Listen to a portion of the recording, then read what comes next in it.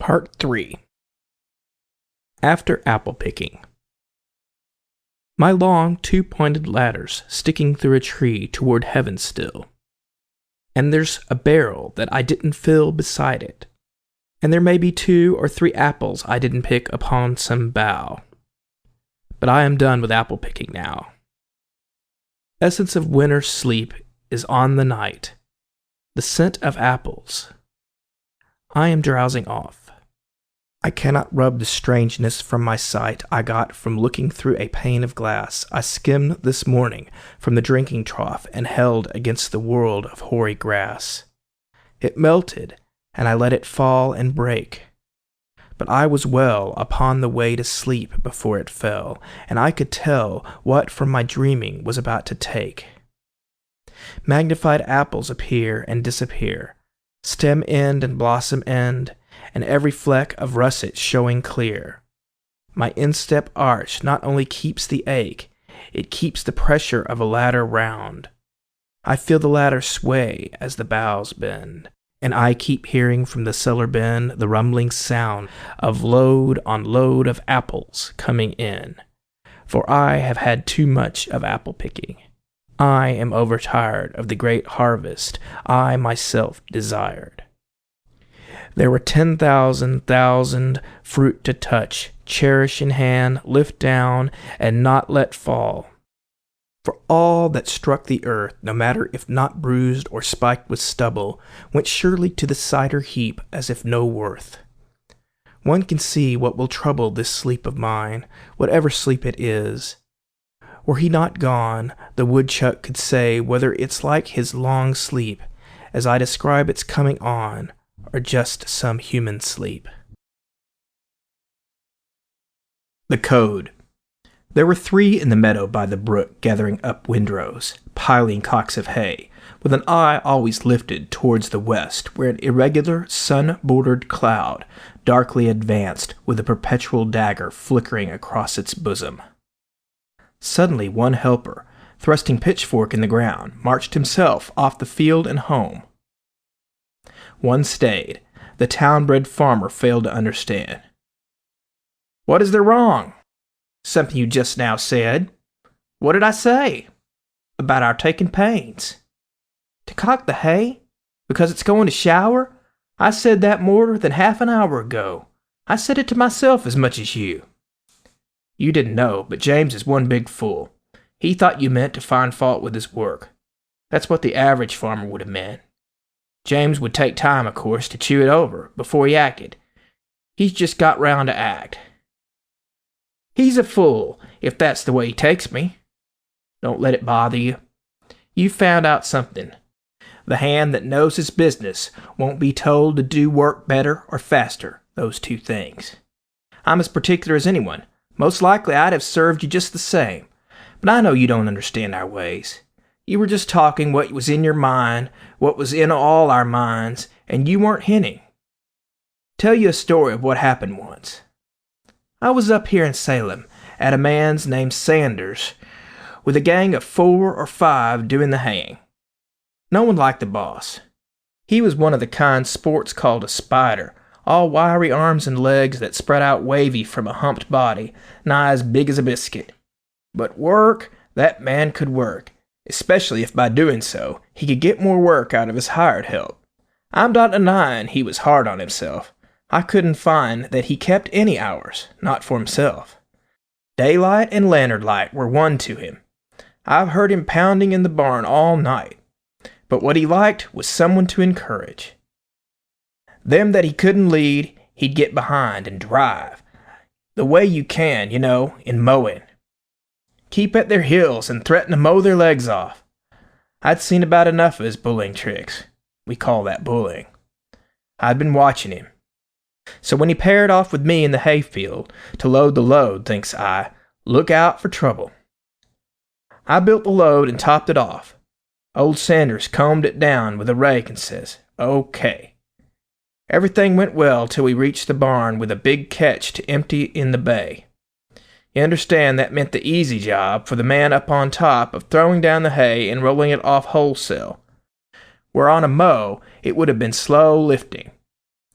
You wouldn't think a fella'd need much urging under these circumstances, would you now?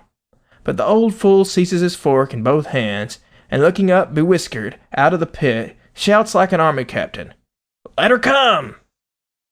Thinks I, do you mean it?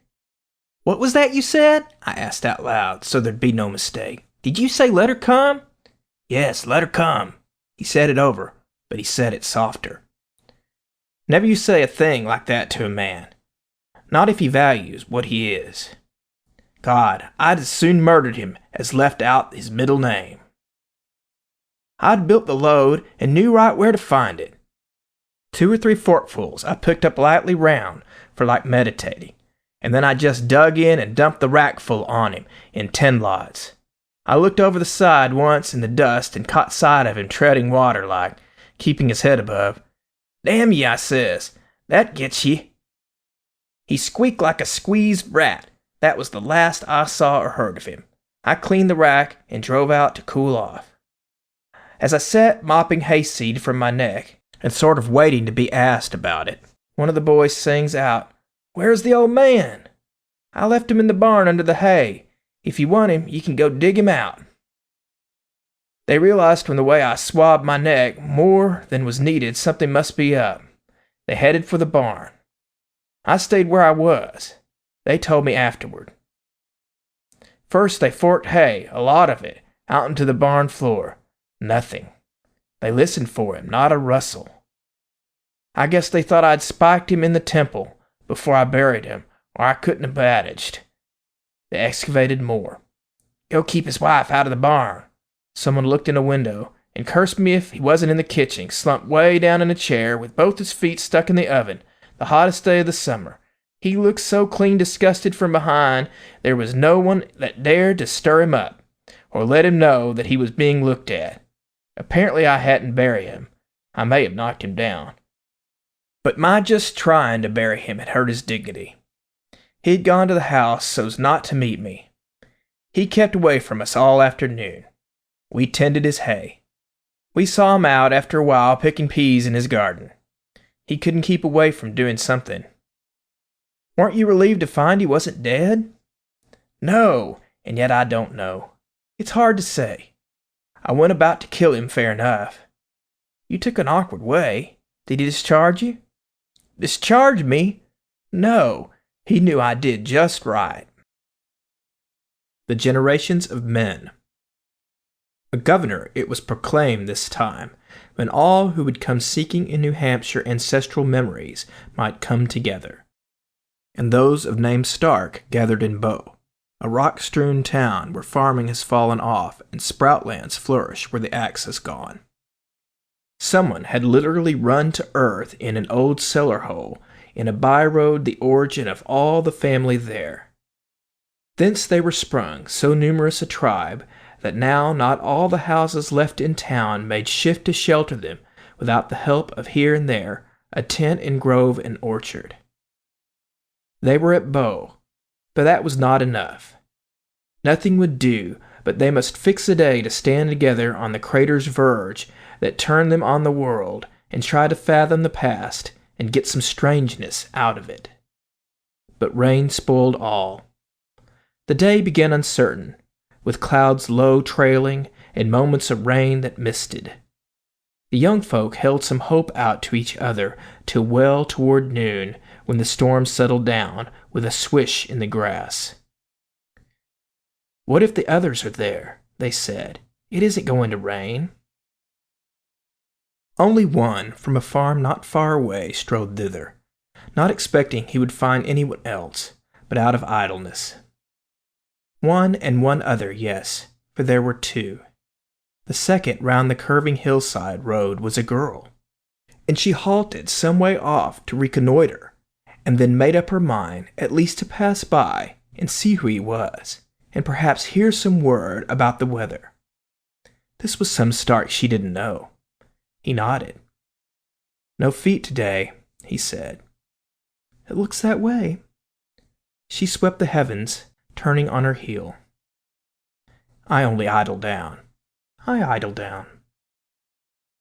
Provision there had been, for just such meeting of stranger cousins, in a family tree drawn on a sort of passport, with the branch of the one bearing it done in detail. Some zealous one's laborious device. She made a sudden movement toward her bodice, as one who clasps her heart. They laughed together. "Stark?" he inquired. "No matter for the proof." "Yes, Stark. And you?" "I'm Stark." He drew his passport. "You know, we might not be, and still be cousins. The town is full of Chases, Lows, and Baileys, all claiming some priority in Starkness. My mother was a Lane, yet might have married anyone upon the earth, and still her children would have been Starks, and doubtless here today. You riddle with your genealogy like a viola. I don't follow you." "I only mean my mother was a Stark several times over, and by marrying my father, no more than brought us back into the name." "One ought not to be thrown into confusion by a plain statement of relationship, but I own what you say makes my head spin. You take my card. You seem to be good at such things, and see if you can reckon our cousinship. Why not take seats here on the wall and dangle feet among the raspberry vines?" "Under the shelter of the family tree." "Just so. That ought to be enough protection." "Not from the rain." "I think it's going to rain." "It's raining." "No, it's misting. Let's be fair. Does the rain seem to you to cool the eyes?" The situation was like this. The road bowed outward on the mountain halfway up and disappeared and ended not far off. No one went home that way. The only house beyond where they were was a shattered seed pod, and below roared a brook hidden in the trees, the sound of which was silence for the place. This he sat listening to till she gave judgment. "On father's side it seems we're, let me see." "Don't be too technical. You have 3 cards. 4 cards. 1 yours, 3 mine, 1 for each branch of the Stark family I'm a member of." You know, a person so related to herself is supposed to be mad. "I may be mad." "You look so sitting out here in the rain, studying genealogy with me you never saw before. What will we come to with all this pride of ancestry, we Yankees? I think we're all mad. Tell me why we're here, drawn into town about this cellar hole, like wild geese on a lake before a storm. What do we see in such a hole, I wonder?" "The Indians had a myth of Chisamaustock, which means the 7 caves that we came out of. This is the pit from which we Starks were digged." "You must be learned. That's what you see in it?" "And what do you see?" "Yes. What do I see? First, let me look. I see raspberry vines. Oh, if you're going to use your eyes, just hear what I see. It's a little boy, as pale and dim as a match flame in the sun. He's groping in the cellar after jam. He thinks it's dark, and it's flooded with daylight.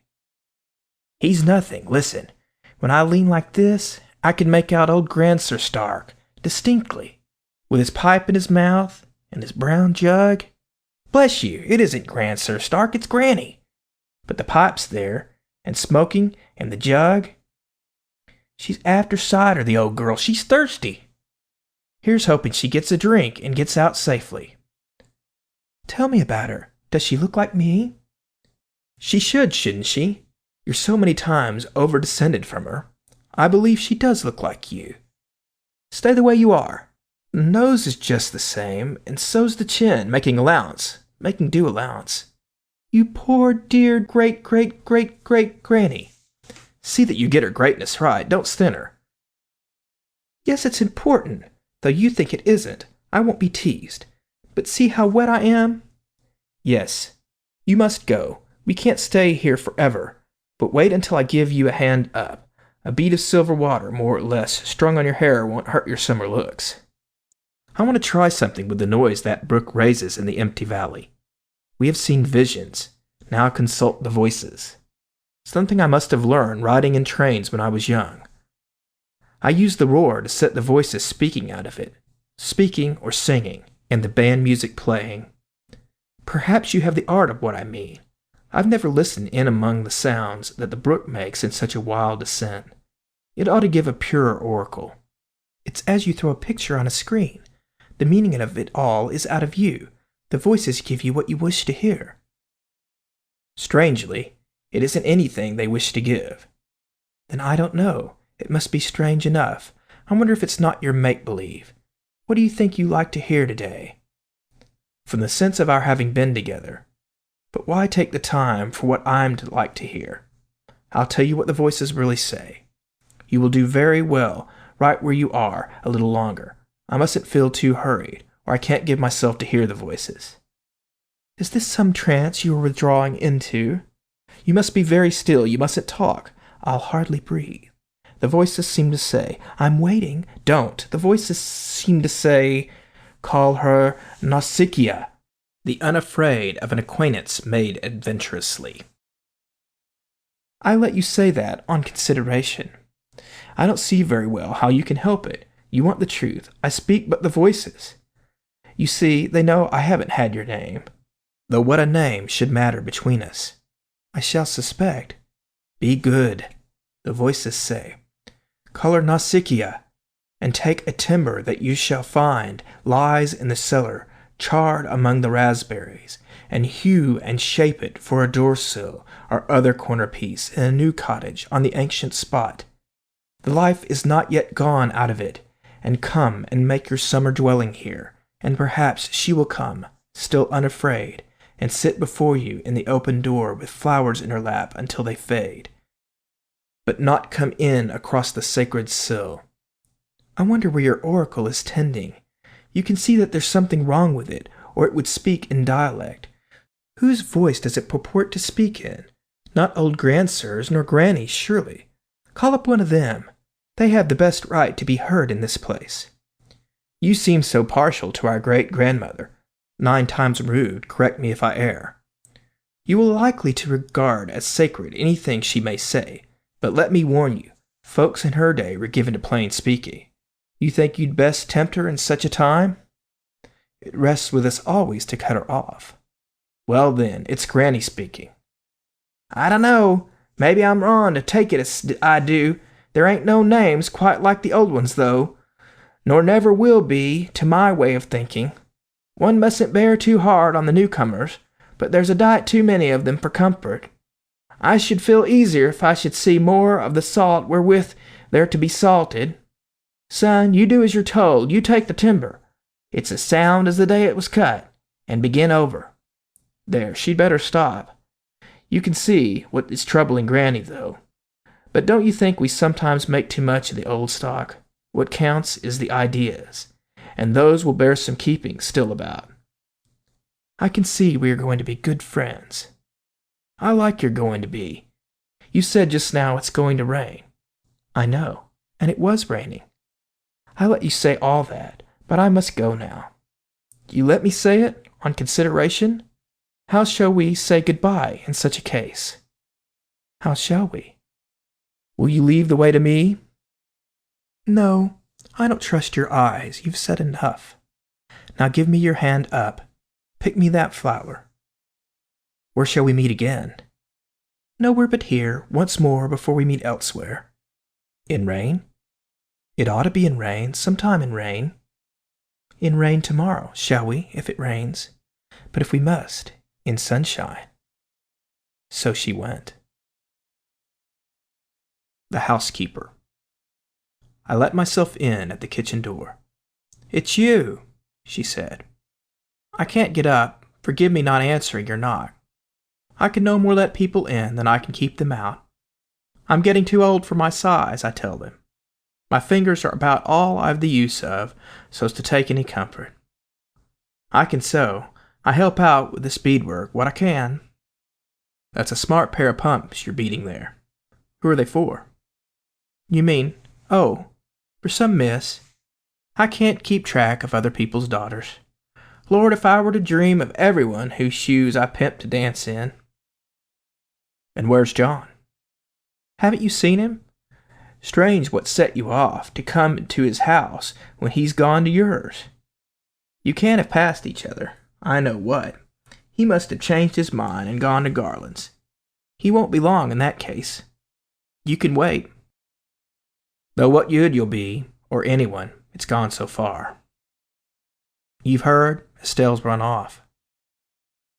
Yes. What's it all about? When did she go? 2 weeks since. She's in earnest, it appears. I'm sure she won't come back. She's hiding somewhere. I don't know where myself. John thinks I do. He thinks only I have to say the word and she'll come back. But bless you, I'm her mother. I can't talk to her, and Lord, if I could. It will go hard with John. What will he do? He can't find anyone to take her place. Oh, if you ask me that, what will he do? He gets some sort of bake shop meals together with me to sit and tell him everything. What's wanted and how much and where it is. But when I'm gone, of course I can't stay here. Estelle's to take me when she's settled down. He and I only hinder one another. I tell them they can't get me through the door, though. I've been built in here like a big church organ. We've been here 15 years. That's a long time to live together and then pull apart. How do you see him living when you're gone? 2 of you out will leave an empty house. I don't just see him living many years. Left here with nothing but the furniture.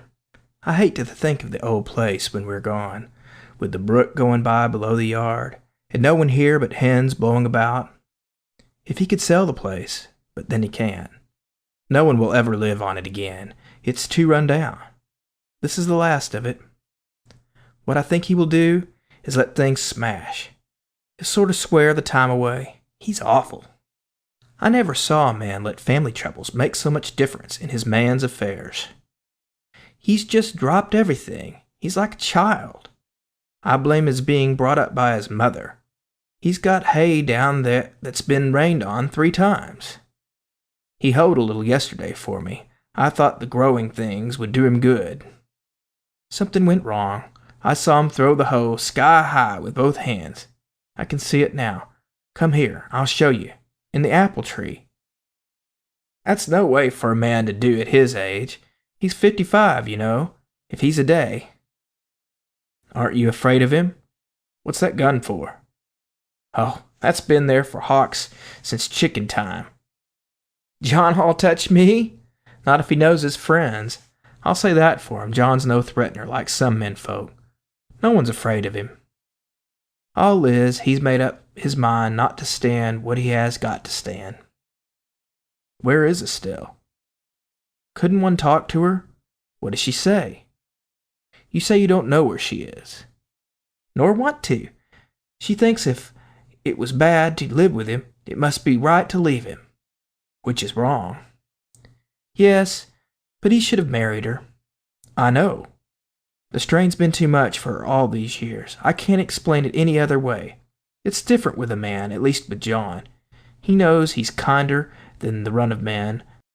Better than married ought to be as good as married. That's what he always said. I know the way he's felt, but all the same. I wonder why he doesn't marry her and end it. Too late now. She wouldn't have him. He's given her time to think of something else. That's his mistake.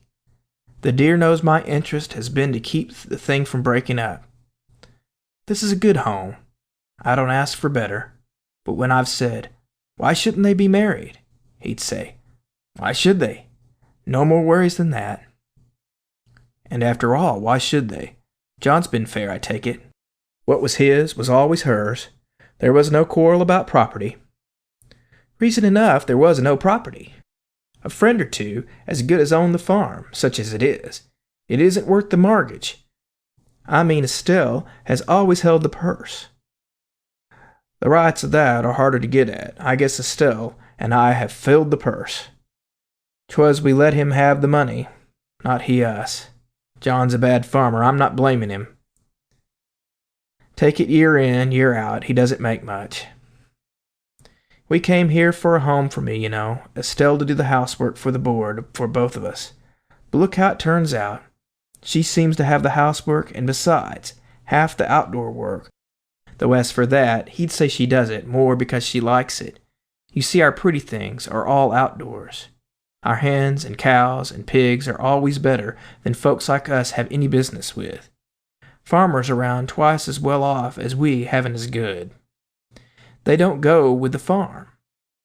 One thing you can't help liking about John, he's fond of nice things. Too fond, some would say. But Estelle don't complain.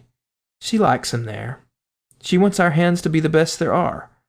You never saw this room before snow, full of lank, shivery, half-drowned birds in separate coops, having their plumage done, the smell of the wet feathers and the heat. You spoke of John's not being safe to stay with. You don't know what a gentle lot we are. We wouldn't hurt a hen. You ought to see us moving a flock of hens from place to place. We're not allowed to take them upside down. All we can hold together by the legs. 2 at a time's the rule, 1 on each arm, no matter how far and how many times we have to go. You mean that's John's idea? And we live up to it, or I don't know what childishness he wouldn't give way to. He manages to keep the upper hand on his farm. He's boss, but as to hens, we fence our flowers in and the hens range. Nothing's too good for them. We say it pays. John likes to tell the offers he has had. 20 for this cock, 25 for that. He never takes the money. If they're worth that much to sell, they're worth as much to keep. Bless you, it's all expense, though. Reach me down the little tin box on the cupboard shelf. The upper shelf, the tin box. That's the one. I'll show you. Here you are. What's this? A bill. For $40 for 1 Langshan cock. Receipted. And the cock is in the yard. Not in a glass case, then? He'd need a tall one. He can eat off a barrel from the ground. He's been in a glass case, as you may say, the Crystal Palace, London. He's imported. John bought him, and we paid the bill with beads. Wampum, I call it. Mind, we don't complain. But you see, don't you, we take care of him. And like it, too. It makes it all the worse. It seems as if, and that's not all, he's helpless in ways that I can hardly tell you of. Sometimes he gets possessed to keep accounts to see where all the money goes so fast. You know how men will be ridiculous. But it's just fun the way he gets bedeviled. If he's untidy now, what will he be? It makes it all the worse. You must be blind. Estelle's the one. You needn't talk to me. Can you and I get to the root of it? What's the real trouble? What will satisfy her? It's all I say. She's turned from him, that's all. But why, when she's well off? Is it the neighbors? Being cut off from friends? We have our friends, that isn't it. Folks aren't afraid of us. She's let it worry her. You stood the strain, and you're her mother. But I didn't always. I didn't relish it at first. But I got wanted to it. And besides, John said I was too old to have grandchildren. But what's the use of talking when it's done? She won't come back. It's worse than that. She can't. Why do you speak of it like that? What do you know? What do you mean? She's done harm to herself? I mean she's married. Married someone else. Oh. You don't believe me? Yes, I do. Only too well. I knew there must be something. So that's what was back. She's bad, that's all. Bad to get married when she had the chance? Nonsense. See what she's done? But who? Who'd marry her straight out of such a mess? Say it right out. No matter for her mother. The man was found. I'd better name no names. John himself won't imagine who he is. Then it's all up. I think I'll get away. You'll be expecting John. I pity Estelle. I suppose she deserves some pity, too. You ought to have the kitchen to yourself to break it to him. You may have the job. You didn't think you're going to get away. John's almost here. I've had my eye on someone coming down Ryan's Hill. I thought 'twas him. Here he is now. This box, put it away, and this bill. What's the hurry? He'll unhitch. No, he won't either. He'll just drop the reins and turn Doll out to the pasture, rig and all.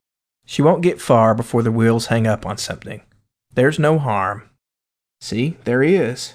My, but he looks as if he must have heard. John threw the door wide open, but he didn't enter. How are you, neighbor? Just the man I'm after. Isn't it hell? He said. I want to know. Come out here if you want to hear me talk. I'll talk to you, old woman, afterward. I've got some news that maybe isn't news. What are they trying to do to me, these two? Do go along with him and stop his shouting. She raised her voice against the closing door. Who wants to hear your news, you dreadful fool? End of Part 3. Part 4. The Fear. A lantern light from deeper in the barn shone on a man and woman in the door and through their lurching shadows on a house nearby, all dark in every glossy window. A horse's hoof pawed once on the hollow floor, and the back of the gig they stood beside moved in a little. The man grasped a wheel. The woman spoke out sharply. "Whoa! Stand still!"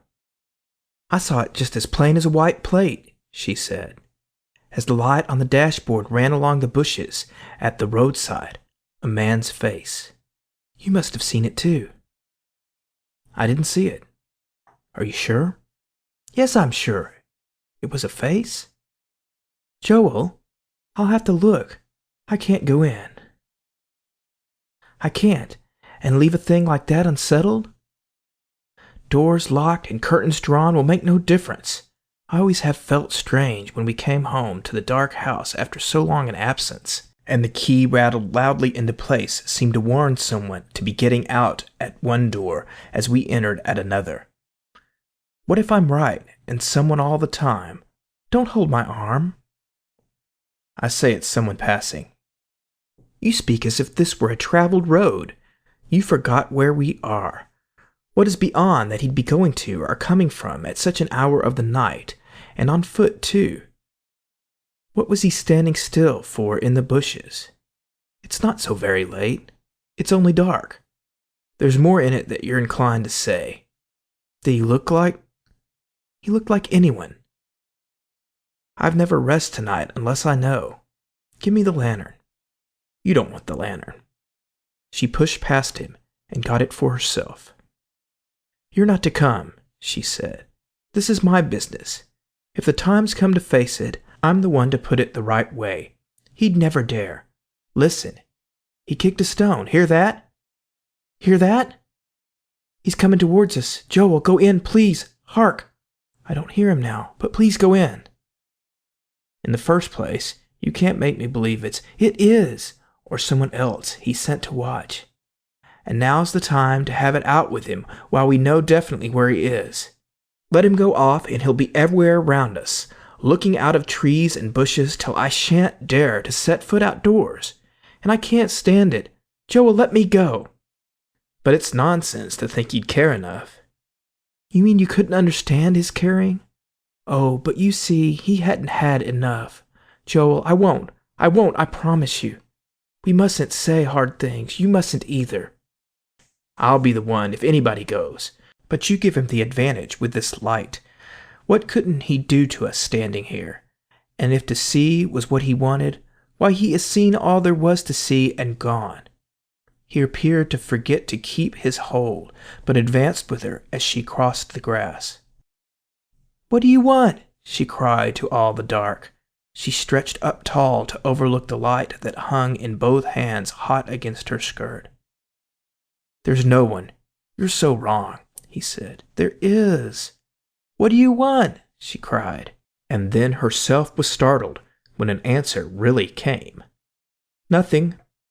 It came from well along the road. She reached a hand to Joel for support. The smell of scorching woolen made her faint. "What are you doing round this house at night?" "Nothing." A pause. There seemed no more to say. And then the voice again. "You seem afraid. I saw by the way you whipped up the horse. I'll just come forward in the lantern light and let you see." "Yes, do. Joel, go back." She stood her ground against the noisy steps that came on, but her body rocked a little. "You see," the voice said. "Oh." She looked and looked. "You don't see. I've a child here by the hand." "What's a child doing at this time of night, out walking? Every child should have the memory of at least one long after-bedtime walk. What, son?" "Then I should think that you'd try to find somewhere to walk, the highway, as it happens. We're stopping for the fortnight down at Dean's. But if that's all, Joel, you realize, You won't think anything. You understand? You understand that we have to be careful. This is a very, very lonely place. Joel!" She spoke as if she couldn't turn. The swinging lantern lengthened to the ground. It touched, it struck it, clattered, and went out. The Self-Seeker. "Willis, I didn't want you here today. The lawyer's coming for the company. I'm going to sell my soul, or rather, feet. $500 for the pair, you know. With you, the feet have nearly been the soul. And if you're going to sell them to the devil, I want to see you do it. When's he coming?" I half suspect you knew, and came on purpose to try and help me drive a better bargain. Well, if it's true, yours are no common feet. The lawyer don't know what he is buying. So many miles you might have walked, you won't walk.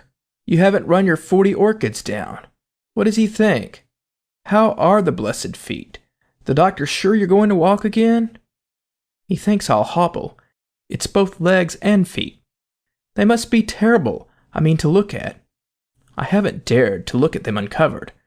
Through the bed blankets I remind myself of a starfish laid out with rigid points. The wonder is, it hadn't been your head.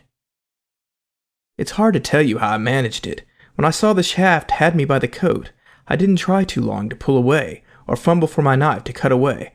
I just embraced the shaft and rode it out, till Y shut off the water in the wheel pit. That's how I think I didn't lose my head, but my legs got their knocks against the ceiling. Awful. Why didn't they throw off the belt instead of going clear down to the wheel pit? They say some time was wasted on the belt. Old streak of leather. Doesn't love me much because I make him spit fire at my knuckles, the way Ben Franklin used to make the kite string. That must be it. Some days he won't stay on. That day a woman couldn't coax him off. He's on his rounds now with his tail in his mouth snatched right and left across the silver pulleys. Everything goes the same without me there. You can hear the small buzzsaws whine, the big saw caterwaul to the hills around the village as they both bite wood. It's all our music. One ought, as a good villager, to like it. No doubt it has a sort of prosperous sound, and it's our life. Yes, when it's not our death. You make that sound as if it wasn't so with everything. What we live by, we die by. I wonder where my lawyer is. His train's in. I want this over with. I'm hot and tired. You're getting ready to do something foolish. Watch for him, will you, Will? You let him in. I'd rather Miss Corbin didn't know. I've boarded here so long she thinks she owns me. You're bad enough to manage without her. And I'm going to be worse instead of better. You've got to tell me how far this has gone. Have you agreed to any price? 500. 500. 5. 5. 1, 2, 3, 4, 5. You needn't look at me. I don't believe you. I told you, Willis, when you first came in. Don't you be hard on me. I have to take what I can get. You see, they have the feet, which gives them the advantage in the trade. I can't get back the feet in any case. But your flowers, man, you're selling out your flowers. Yes, that's one way to put it. All the flowers of every kind everywhere in this region for the next 40 summers. Call it 40. But I'm not selling those. I'm giving them. They never earn them as much as 1 cent. Money can't pay me for the loss of them. No, the 500 was the sum they named to pay the doctor's bills and tide me over. It's that or fight, and I don't want to fight. I just want to get settled in my life, such as it's going to be, and know the worst or best. It may not be so bad. The firm promised me all the shooks I want to nail. But what about your Flora of the Valley? You have me there, but you didn't think that was worth money to me. Still, I own it goes against me not to finish it for the friends it might bring me. By the way, I had a letter from Burroughs, did I tell you? About my Cypripedium Regina. He says it's not reported so far north. There's the bell he's rung. But you go down and bring him up, and don't let Mrs. Corbin. Oh well, we'll be soon through with it. I'm tired. Willis brought up, besides the Boston lawyer, a little barefoot girl, who, in the noise of heavy footsteps in the old frame house, and baritone importance of the lawyer, stood for a while unnoticed with her hands shyly behind her. "Well, and how is Mr.?" The lawyer was already in his satchel, as if for papers that might bear the name he hadn't at command. "You must excuse me. I dropped in at the mill and was detained." "Looking round, I suppose," said Willis. "Yes. Well, yes." "Hear anything that might prove useful?" The broken one saw Anne. "Why, here is Anne. What do you want, dear? Come, stand by the bed. Tell me, what is it?" Anne just wagged her dress with both hands behind her. "Guess," she said. "Oh, guess which hand? My. Once on a time I knew a lovely way to tell for certain by looking in the ears. But I forget it. Let me see. I think I'll take the right. That's sure to be the right, even if it's the wrong. Come, hold it out. Don't change." A ram's horn orchid. A ram's horn. What would I have got, I wonder, if I had chosen the left? Hold out the left. Another ram's horn. Where did you find those? Under that beech tree on the woodchuck's knoll? Anne looked at the large lawyer at her side, and thought she wouldn't venture on so much. "Were there others?" "There were 4 or 5. I knew you wouldn't want me to pick them all." "I wouldn't, so I wouldn't. You're the girl. You see, Anne has her lesson learned by heart." "I wanted there should be some there next year." "Of course you did. You left the rest for seed, and for the backwoods woodchuck. You're the girl. A ram's horn orchid seed pod for a woodchuck sounds something like better than farmer's beans to a discriminating appetite, though the ram's horn is seldom to be had in bushel lots. Doesn't come on the market. But, Anne, I'm troubled. Have you told me all? You're hiding something that's as bad as lying. You asked this lawyer man, and it's not safe, the lawyer at hand, to find you out. Nothing is hidden from some people, Anne. You don't tell me that where you found a ram's horn, you didn't find a yellow lady's slipper. What did I tell you? What? I'd blush I would. Don't you defend yourself. If it was there, where is it now, the yellow lady's slipper?" "Well, wait, it's common. It's too common." "Common? The purple lady's slipper's commoner." "I didn't bring a purple lady's slipper to you. To you, I mean, they're both too common." The lawyer gave a laugh among his papers, as if with some ideas she had scored. "I've broken Anne of gathering bouquets. It's not fair to the child. I can't be helped, though. Pressed into service means pressed out of shape. Somehow, I'll make it right with her. She'll see. She's going to do my scouting in the field, over the stone walls and all along a wood, and by a river bank for water flowers. The floating heart, with small leaf-like heart, and at the sinus under water a fist of little fingers, all kept down but one, and that thrust up to blossom in the sun, as if to say, you're the heart's desire. Anne has a way with flowers to take the place of that she's lost. She goes down on one knee, and lifts their faces by the chin to hers, and says their names, and leaves them where they are." The lawyer wore a watch, the case of which was cunningly devised to make a noise like a small pistol when he snapped it shut at such times as this. He snapped it shut now. "Well, Anne, go, dearie. Our fare will wait. The lawyer man is thinking of his train. He wants to give me lots and lots of money before he goes because I hurt myself, and it may take him I don't know how long. But put our flowers in the water first. We'll help her. The pitcher's too full for her. There's no cup? Just take them to the outside of the pitcher. Now run. Get out your documents. You see I have to keep on the good side of Anne. I'm a great boy to think of number 1. And you can't blame me in the place I'm in. Who will take care of my necessities unless I do?" "A pretty interlude," the lawyer said. "I'm sorry, but my train. Luckily, terms are all agreed upon. You have only to sign your name, right there. You, Will, stop making faces. Come round here where you can't make them. What is it you want? I'll put you out with Anne. Be good or go." "You don't mean you'll sign that thing unread?" "Make yourself useful, then, and read it for me. Isn't it something I have seen before?" "You'll find it is. Let your friend look at it." "Yes, but all takes time, and I'm as much in a haste to get it over with as you. But read it, that's right, draw the curtain. Half the time I don't know what's troubling me.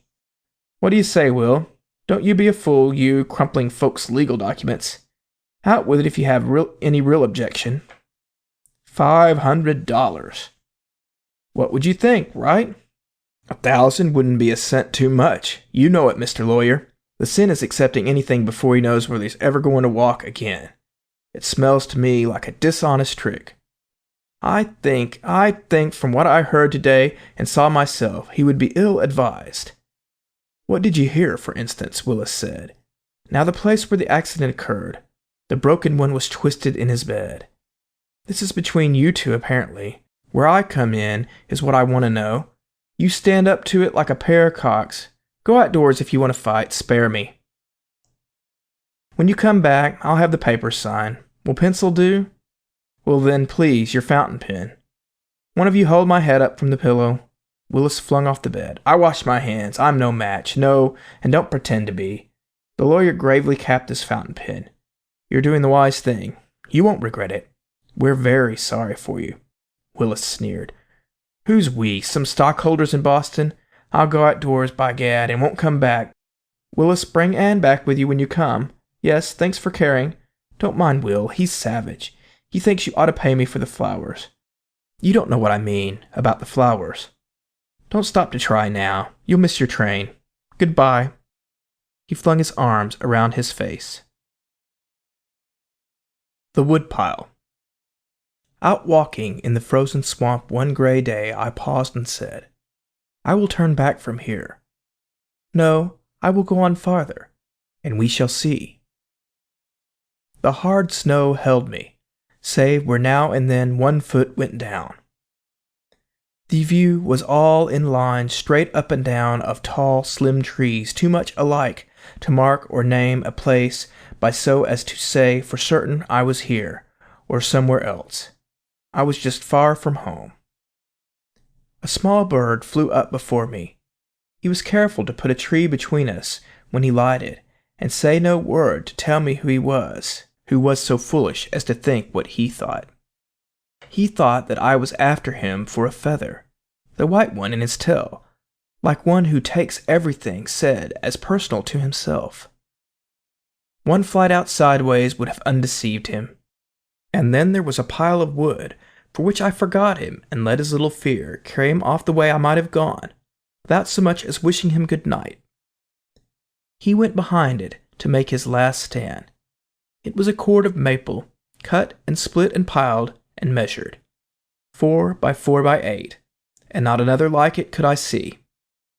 No runner tracks in this year's snow looped near it, and it was older sure than this year's cutting, or even last year's or the years before. The wood was gray, and the bark warping off it, and the pile somewhat sunken. Clematis had wound strings round and round it like a bundle. What held it, though, on one side was a tree still growing, and on one a stake and prop, these latter about to fall. I thought that only someone who lived in turning to fresh task could so forget his handiwork on which he spent himself, the labor of his axe, and leave it there, far from a useful fireplace to warm the frozen swamp as best it could, with the slow, smokeless burning of decay. Good hours. I had for my winter evening walk no one at all with whom to talk, but I had the cottages in a row, up to their shining eyes, in snow. And I thought I had the folk within. I had the sound of a violin. I had a glimpse through curtain laces of youthful forms and youthful faces. I had such company outward bound. I went till there were no cottages found. I turned and repented, but coming back I saw no window, but that was black. Over the snow my creaking feet disturbed the slumbering village street like profanation, by your leave at 10 o'clock of a winter eve. End of Part 4. End of Robert Frost, North of Boston. Thank you for listening.